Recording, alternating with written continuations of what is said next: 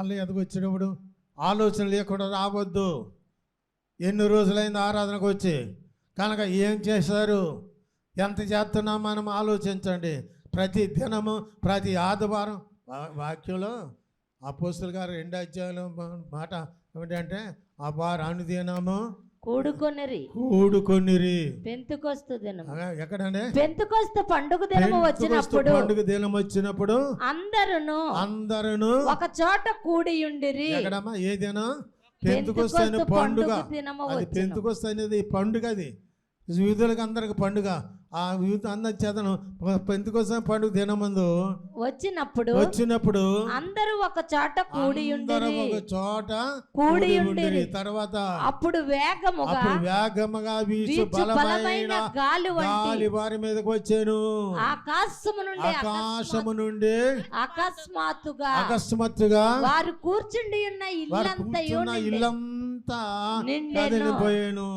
మరియు దయచేసి ఆలోచించండి పిల్లరా, వారు ఇంటంటా కూడుకున్నారని రాయబడి ఉంది.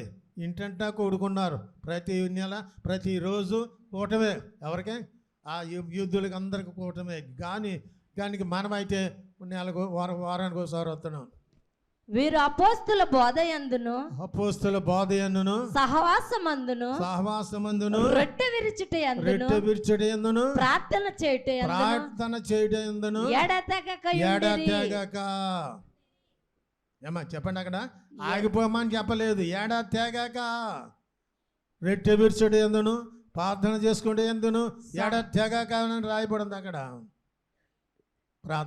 ప్రార్థన అన్ని వేళలు చేసుకోవచ్చు. ఇక రాత్రుల్లో వచ్చే కుర్రోళ్ళు కొంతమంది పొద్దున శనివారం వచ్చి ఆ పొద్దున 8 గంటలకు 4 గంటలుగా మరి రాత్రి 8 గంటలకు వచ్చి ప్రార్థన చేసుకుంటున్నారు. 1 గంట 2 గంటల వరకు ప్రార్థన చేస్తున్నారు. మీ భర్తను కూడా పంపండి ఇక్కడికి. మీరు కూడా రండి. మీరు చేసుకుంటే మీ ఇంటికి మేలు, నీకు మేలు, నీ పిల్లలకు కూడా లాభమే. ఆలోచించండి. బయటికి వెళ్ళిపోయి కూర్చోకండి. కనుక ప్రార్థన చేసుకుంటారండి. ప్రార్థన వదిలిపెట్టవద్దు. ప్రార్థన చేసుకుంటూ ఉండాలి. ప్రార్థన సాధ్యమైంది. ప్రార్థనల వల్ల ప్రతిదీ కార్యం జరుగును. ఆలోచన చేసుకోండి.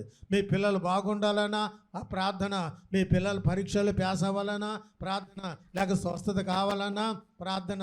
అన్నిటికీ కారణం ఎవరండి? ప్రార్థన. ఇంకో మాట చెప్తాను. ఇజికియా రాజు గారు ఉన్నాడు, మనకు తెలుసు కదా. ఆయనకి భయంకరమైన రోగం వచ్చింది, మరణకరమైన రోగం వచ్చింది. ఆయన చనిపోవడానికి సిద్ధంగా ఉన్నాడు. ఆయన ఎప్పుడు అంటున్నాడు, రాజు ఆయన ఏడుతున్నాడు. అతడు తన ముఖమును గోడ తట్టు త్రిప్పుకొని ముఖము గోడ తట్టు త్రిప్పుకొని. వాక్యం చదువుతున్నారా? చూస్తున్నారా? 2వ రాజులు 20 చదువుతున్నారా? ఆలోచించండి. ఎదరికి వచ్చి కూర్చున్నారు, మంచిగా కడుతున్నారా? ప్రతివారి బైబిల్ చదవాలి కదా, ప్రతివారి ప్రార్థన చేసుకోవాలి కదా. ఏంటి కథ? కూర్చుంటానికి ఆడుకుంటాను రాలేదు ఇక్కడ. మనం ఆడుకుంటా రావటానికి కాదు. దేవుని సన్నిధి ఇది, దేవుని మందిరం ఇది. దేవుని మందిరాన్ని అపవిత్రం చేయకూడదు, దేవుని మందిరాన్ని పాడు చేయకూడదు. మనమందరము ఆయన మందిరములే, మనమందరము ఆయన మందిరమే. అందుకే జాగ్రత్తగా చూడాలని వాక్యంలో రాయబడి ఉంది. నా తలకాయ కిందెట్టేసి లేక బొట్టేలా కిందెట్టేసుకుని కానీ ఇలా చూడడం కూడా మంచిది కాదు. వాక్యం వైపు మనసు పెట్టు. మేము వాక్యం చెప్తేనేమో పాటలు పాడతారు, పాటలు పాడమంటేనేమో వాక్యం చదువుతారు. ఇదే పని. ఏంటి గుంటున్నాక పనులు? ఆలోచన. పాటలు పాడమన్నప్పుడు పాట పాడాలి, వాక్యం చదవండి వాక్యం చదవాలి. వాక్యం చదివేటప్పుడు వాక్యం చదవకుండా పక్కన పెట్టేస్తారు. నీ బుద్ధి ఎలా ఉంది? మంచోడిని అనుకోకో, ఎవరైనా సరే మంచోళ్ళని అనుకోకో. పాపం మనకు ప్రాయశ్చిత్తం అందాల్సింది. నువ్వు చేసిన తప్పుకి దెబ్బలు తగులుతాయి. నువ్వు చేసిన దుర్మార్గమైన కార్యాలు కూడా, అన్యాయంగా చేసిన దానికి కూడా దెబ్బలు తగులుతాయి. దేవుడు ఊరుకోడు, ఆయన దహించు అగ్ని వలె ఉన్నాడు. నువ్వు చేసిన ప్రతి కార్యకి ప్రాయశ్చిత్తం వచ్చేస్తుంది, కాలు జరిగిపోతుంది. అయ్యో పడిపోయిన ప్రభు, తప్పు క్షమించిన ఆయన, పడిపోయిన ప్రభు నా తప్పు క్షమించిన ఆయన అని ఎలుగెత్తి ఏడ్చి ప్రార్థన చేయాలి. అప్పుడు ఆయన మీ పాపములన్నీ క్షమించును, సముద్రం అగాధములో నేను పడవేసి ఉన్నాను, ఇంక నేను వాటిని జ్ఞాపకము చేసుకోను, నేను క్షమించేశాను. ప్రభు ఎలాంటి వాడు? క్షమించే దేవుడు. దేవుడు. దేవుని స్తోత్రం చెప్పండి అందరూ. హల్లెలూయా. వాక్యంలో బట్టి చూస్తే యోవేలు గ్రంథంలో 2వ అధ్యాయంలో మొదట వచ్చిన చూడండి దయచేసి ఒక మాట. యోవేలు గ్రంథంలోని మాట చదువుదాం చూడండి. యెహోవా దినము పరిశుద్ధమైనదని అది సమీపమాయనని దేశవాసులందరూ మరుగుగాక. అడుగు, ప్రార్థన చేయి. ఇదే యెహోవా వాక్కు, ఇదే యెహోవా వాక్కు. మీ దేవుడైన యెహోవా కరుణా వాత్సల్యము గల వాడును, కరుణ వాత్సల్యము గలవాడును. మన దేవుడు కరుణ వాత్సల్యము గలవాడు, శాంతమూర్తి. అందరికీ జబ్బులు ఇచ్చేస్తున్నాయి, అందరికీ వచ్చే మూతికి ముందు కొట్టుకోమంటున్నారు, గొడ్డు కట్టుకోమంటున్నారు. చాలా మందికి వచ్చేస్తున్నాయి. ముట్టుకుంటానికి వీల్లేదు, కష్టపడడానికి కూడా వీల్లేదు, వారు దూరంగా వెళ్ళిపోవాల్సిందే. అయినప్పుడు కూడా కానీ ఇక్కడ అంటున్నాడు, ఆయన చెప్తున్నాడు, మీ దేవుడైన యెహోవా కరుణా వాత్సల్యము గలవాడును, కరుణావాత్సల్యము కలిగిన వాడును, శాంతిమూర్తియు, అత్యంత కృపగలవాడయుండి తాను ఉద్దేశించిన కీడు చేయక పశ్చాత్తాపపడును గనుక మీ వస్త్రములను కాక మీ హృదయములను చింపుకొని ఆయన తట్టు తిరుగుడి. మరి ఆలోచించి గిద్యోను అనే రాజు గారు అలాగే మాట్లాడినాడు పిల్లారా. అలాగే ఇర్మియా ప్రవక్త కూడా ఆయన మాట్లాడుతున్నారు. దైవజనులు అందరూ ఆయన పాదాల మీద పడి ఏడ్చి అది ఏడిగైతే ప్రార్థన చేస్తున్నట్లుగా వాక్యంలో కనపడుతుంది. ఇజియాకి దేవుడు ఎప్పుడు మాట్లాడి చెల్తా మంచం ఎక్కేసిన తర్వాత ఎవరు వచ్చారు?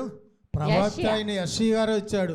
ఆ యెషయా గారు వచ్చి, ఇదిగో నువ్వు బ్రతకవు, నువ్వు చనిపోతావు, నీ ఇల్లు చక్కబెట్టుకో. ఎవరినే? ఇర్మియా గారిని. యెషయా అతని యొద్దకు వచ్చి, యెషయా నీ యొద్దకు వచ్చి, నీవు మరణమవుచున్నావు, నువ్వు చచ్చిపోతావు, బ్రతుకవు గనుక నీవు నీ ఇల్లు చక్కబెట్టుకోమని యెహోవా సెలవిచ్చుచున్నాడు. దేవుడు నీతో మాట్లాడుచున్నాడు. యెహోవా నీతో మాట్లాడుచున్నాడు. కనిపెట్టు, ప్రార్థించు. అందుచేత పిల్లారా, ఆయన దయ కలిగిన దేవుడు కనుక ఆలోచించండి, మాట వదిలివద్దు, కాలం చేయండి, ప్రభునందు విశ్వాసం ఉంచండి. పాటలు ఎన్నో పాడాను కానీ మనసు మారకపోతే ఇంకెందుకు? తప్పుతాలే భయంకరమైన కార్యాలు, తప్పుతాలు చేస్తున్నారు, దుర్మార్గం చేస్తున్నారు. పైకి బంగారు పల్లిలా కనబడుతున్నారు. ఆరాధన లేదు, ప్రార్థన లేదు, కొత్త స్థలానికి వెళ్తున్నారు, లేదా ఆ స్థలానికి వెళ్తున్నారు. ఈ సంఘాన్ని వదిలిపెట్టి అక్కడికి వెళ్తే అక్కడ చూసి వద్దారు, ఏం వెళ్తాను.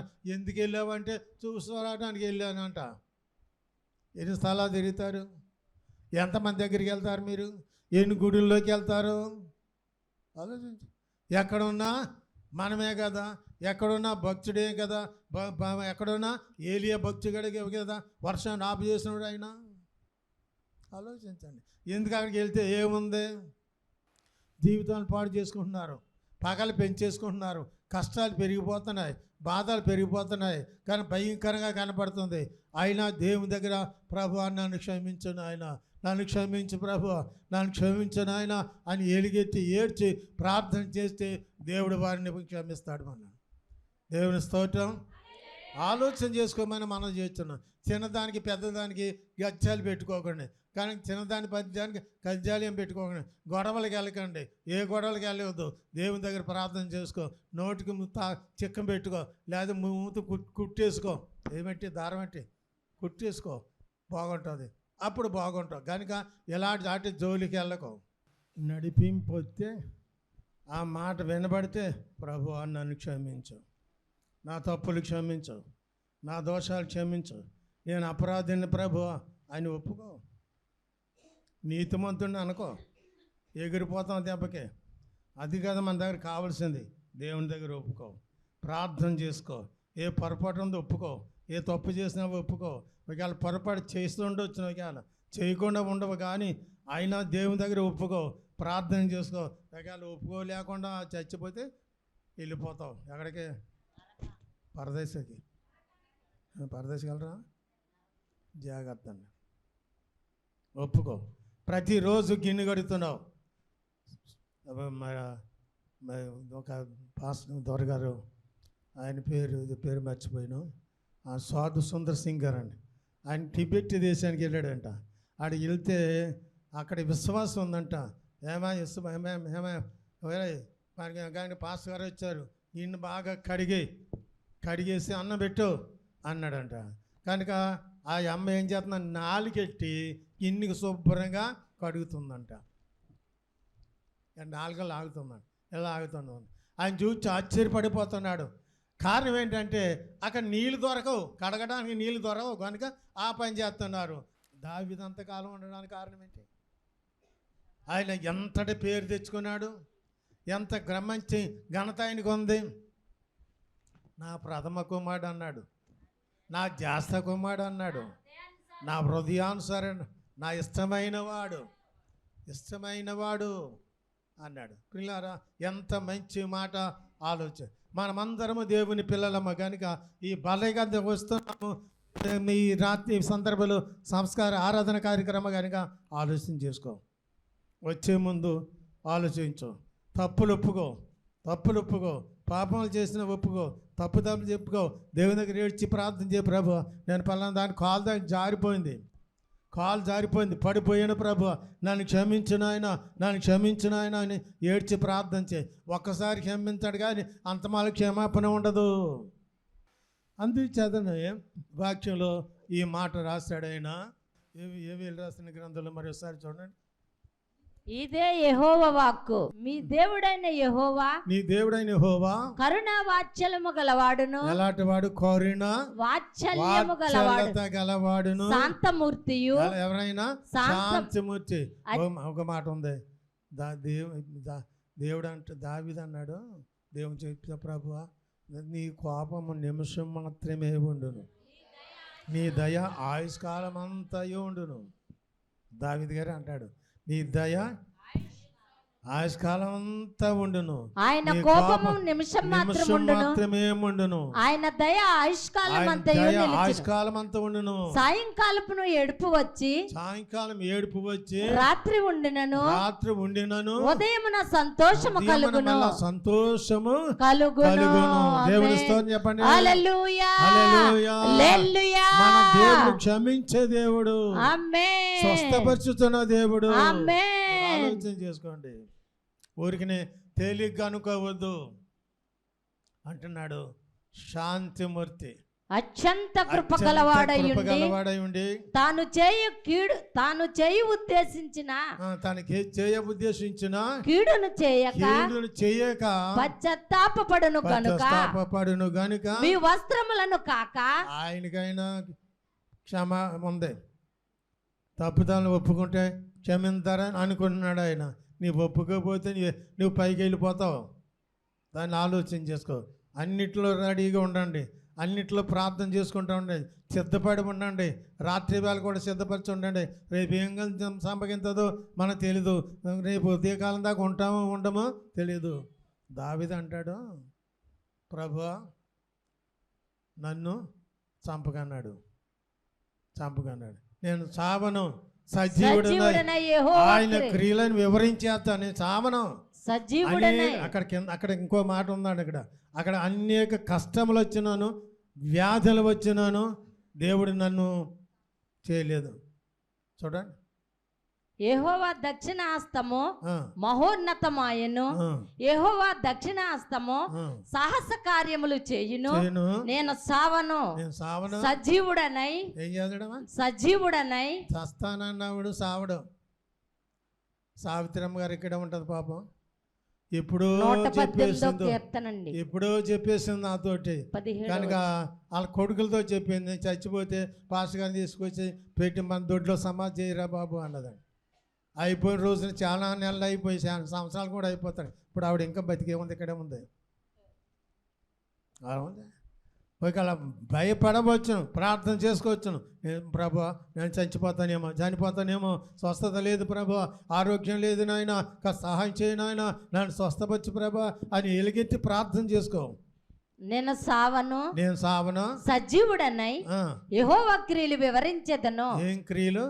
యెహోవా క్రియలను వివరించెదను. తర్వాత యెహోవా నన్ను కఠినముగా శిక్షించెను గాని. ఎలాగా? యెహోవా నన్ను కఠినముగా శిక్షించెను గాని. కోపం వస్తే నీ పిల్లల్ని ఎలా కొడతావు? కోపం వస్తే మనుషులు కూడా ఎలా కొడతాము? అక్కడ అంటున్నాడండి, యెహోవా నన్ను కఠినముగా శిక్షించెను గాని. తప్పు చేసావు కనుక మంచం ఎక్కించేస్తాడు. కనుక తప్పు చేసావు కనుక, పాపం చేసావు కనుక దెబ్బలు కొడతాడు. ఇంకా చెప్పాలంటే జుట్టు అట్టుకుని ఊపు ఊపుతాడు, లేకపోతే దెబ్బ కొడతాడు ఈ మీద. ఎవరినే? మనల్ని. ఆలోచించు, దిద్దుకో, సరి చేసుకోండి, దిద్దుబాటు చేసుకోండి, బల్ల ఎద్దుకు రండి, ఆలోచనతో ఉండండి, దేవుని స్థానంలో నిలబడండి. ఆయన సన్నిధిలో నిలబడడం వల్ల గొప్ప భాగ్యం ఏంటంటే, ఒప్పుకుంటే నువ్వు చాలా కాలం బ్రతుకుతావు. ఒప్పుకుంటే ఎక్కువ రోజులు బ్రతుకుతావు. ప్రభు నన్ను క్షమించు, పలానా రోజు నెల చేస్తాను.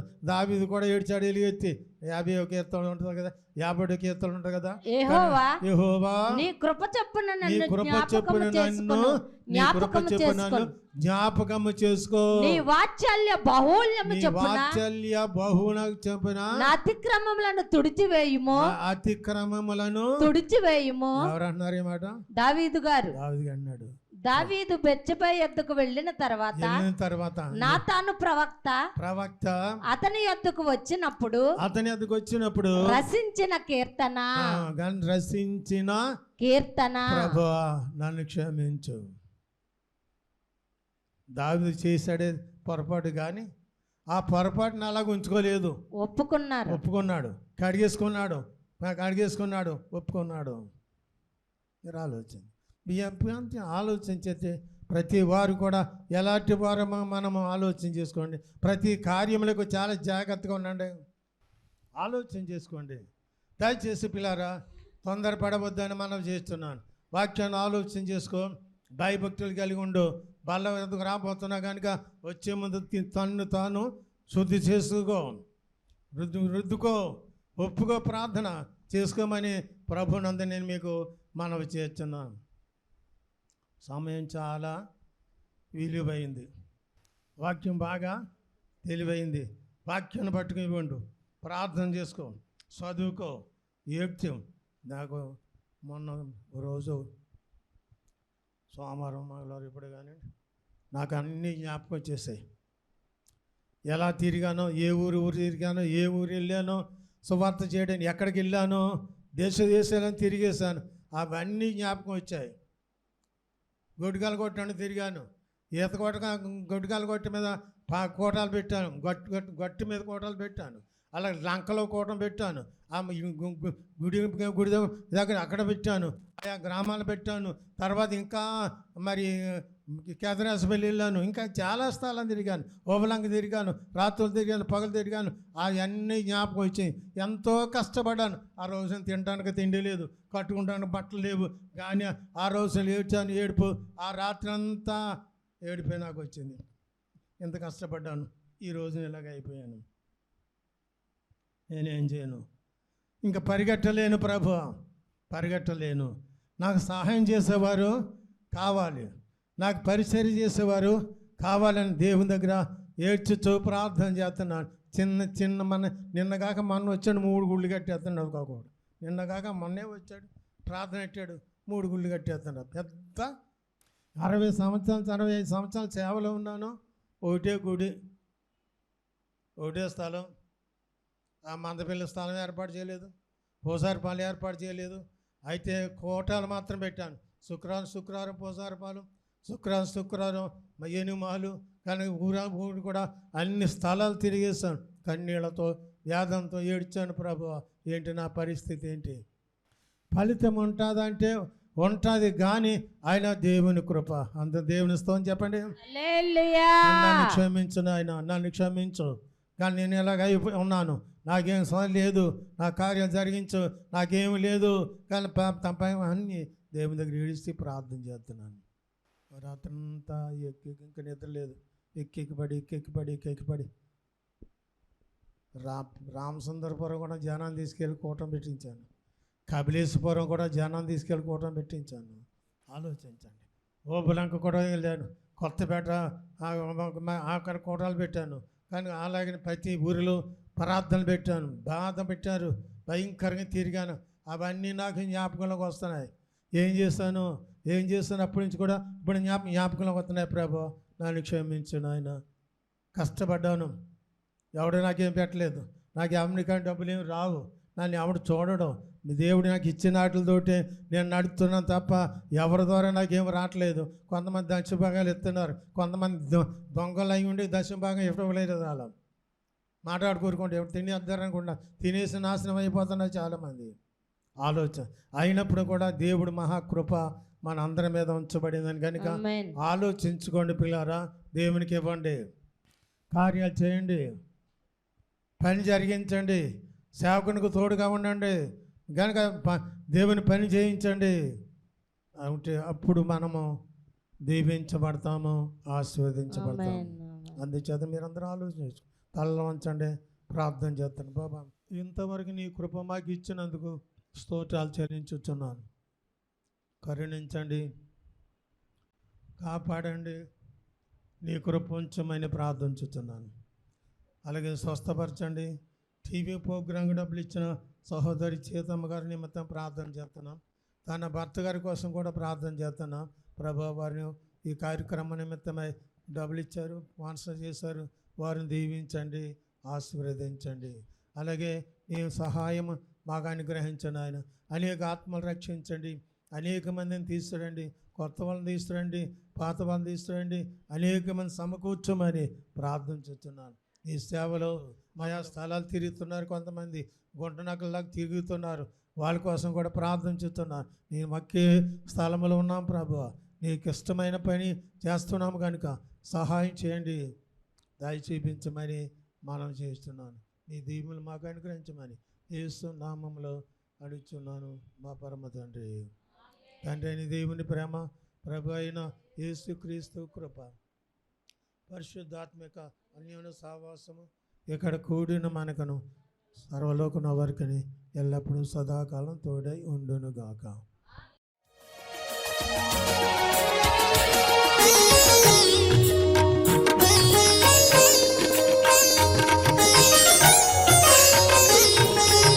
అవసరతల కొరకు మా సెల్ నంబర్ 9849010332. అపోస్తలు పీజీ ఏలియా గారు, IPC church, Devarapalli post, Ravulapalem మండలం, తూర్పుగోదావరి జిల్లా. మీ అందరికీ మా వందనాలు.